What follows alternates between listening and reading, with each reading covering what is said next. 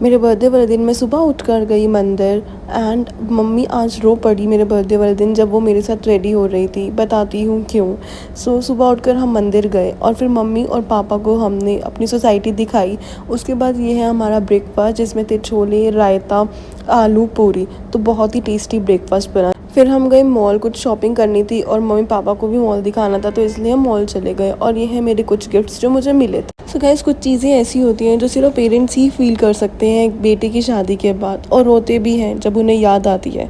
But क्या ही कर सकते हैं, ये तो एक रिचुअल है जो कि बहुत टाइम से चलता आ रहा है। आज मेरी मम्मी ने पूछा कि तुझे कैसा लगता है अपनी शादी के बाद, तुझे कैसा फ़ील होता है।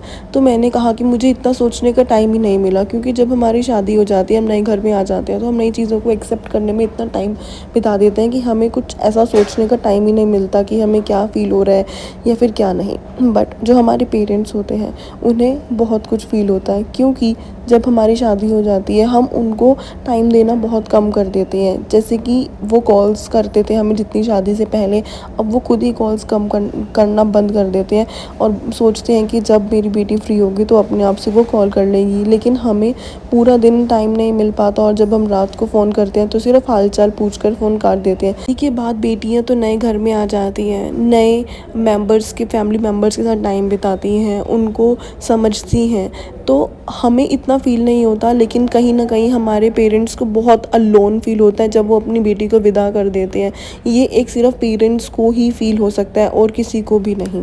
फिर मैंने अपनी मम्मी से पूछा कि आपको कैसा फ़ील होता है, तो मेरी मम्मी बहुत इमोशनल हो गए और रोने लगे कि मुझसे तो मत ही पूछ कि मुझे कैसा फ़ील होता है। मुझे बहुत अजीब फ़ील होता है कि अपनी बेटी को नाज़ों से जिसे पाला हो उसे विदा कर देना, जो कि बहुत पेरेंट्स को अपने दिल पर पत्थर रख कर ये सब चीज़ें करनी होती हैं। बट ये तो चलती आ रही हैं, तो उनको कोई रोक नहीं सकता। लेकिन मम्मी ने बोला कि मुझे जब जब तेरी याद आती है तो मैं रो पड़ती हूँ।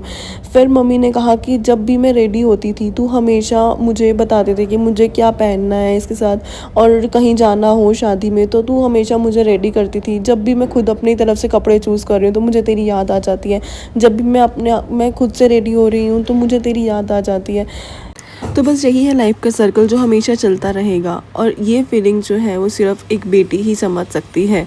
और ये मैं हमेशा प्रे करती हूँ हर टाइम की जितने भी बहुएं हैं वो हमेशा ससुराल में अपने खुश रहें, उन्हें कोई भी दिक्कत ना आए। एंड बस अब हम रेडी हो गए थे और मम्मी को मैं ब्लशर लगा रही थी, और उसके बाद मम्मी ने बोला कि मैं तेरी वीडियो में आ गई, पूरी पूरी वीडियो में। मैंने कहा मम्मी तो क्या हुआ, मैं बेटी भी तो आपकी हूँ, वीडियो में आ गई तो क्या हुआ। सो गाइस, प्लीज़ मेरी वीडियो को लाइक कर देना, चैनल को सब्सक्राइब कर देना एंड शेयर करना तो बिल्कुल ही मत भूलना। मिलते हैं